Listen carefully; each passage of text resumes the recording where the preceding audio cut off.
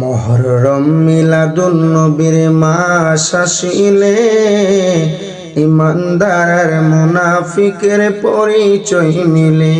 আজ ইমানদারের কলিজাতে আঘাত লেগেছে, আজ ইমানদারের কলিজাতে আঘাত লেগেছে।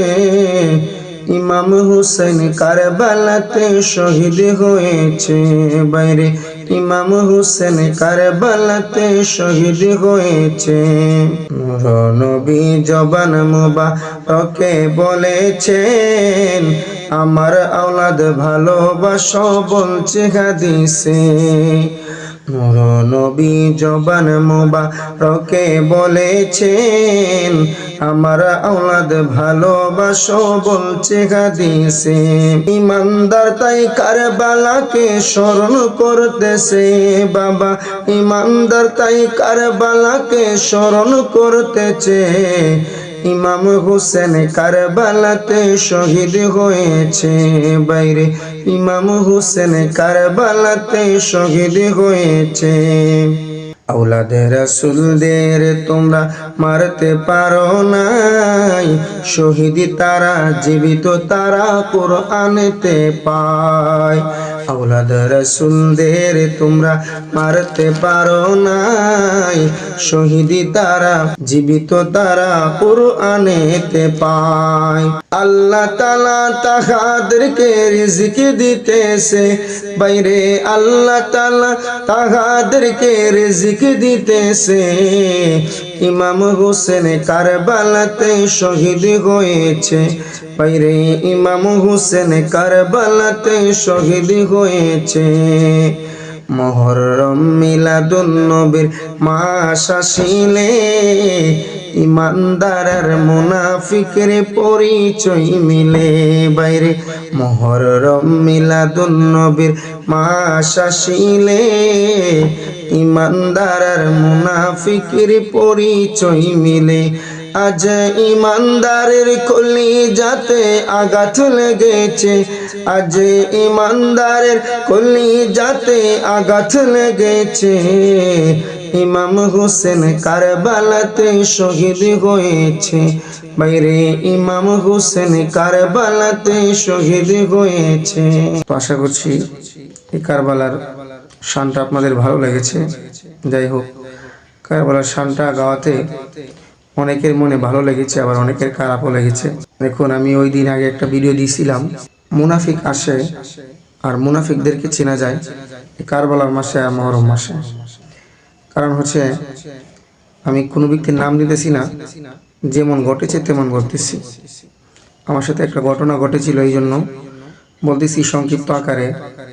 আশুরার দিন আমি এই গজলটা গেয়েছিলাম, তখন কিছু কিছু মানুষের দিলের মধ্যে কথাগুলি যেমন বোঝা যায় তাদের অন্তরের মধ্যে তীর মারা হয়েছে, বা তাদের কলিজায় যেমন কেমন ধরনের একটা আঘাত লেগেছে। আমি যখন ইয়াজিদ নিয়ে কথা বলছিলাম, তো আমাদের সমাজের মধ্যে এখনো ইয়াজিদের প্রেতাত্মারা আছে।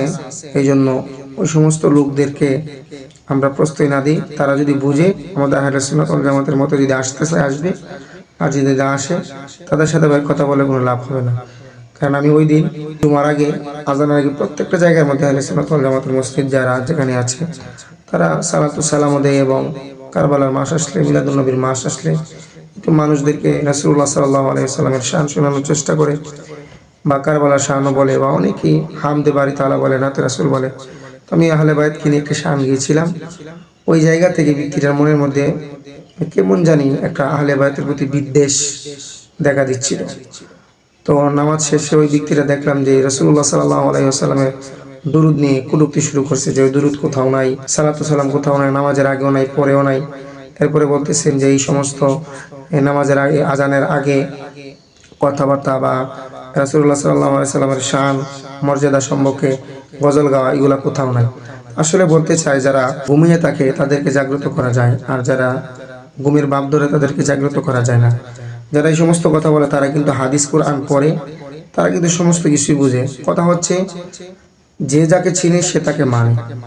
অতএব আপনি যখন একজন ফাসিক দিক থেকে মানবেন, চিনবেন, তখন তার কথাই মানবেন।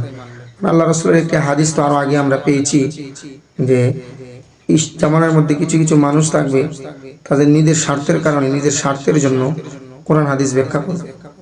তো তাদের কথা অনেক সুন্দর হবে, তাদের আচরণ অনেক সুন্দর হবে, কিন্তু আল্লাহ রাসূলের জন্য এবং আহলে বায়াতের জন্য তাদের ভিতরে বিদ্বেষ তৈরি হবে। আমি আসলে জানি না আপনারা কে কতটুকু আহলে রাসূলের, আহলে বায়াতের প্রেম ভালোবাসা অন্তরের মধ্যে রেখেছেন, বা আপনারা কে কতটুকু মহব্বত করেন। তবে আমি আমার জায়গা থেকে যতটুকু পারি ততটুকু মহব্বত করি।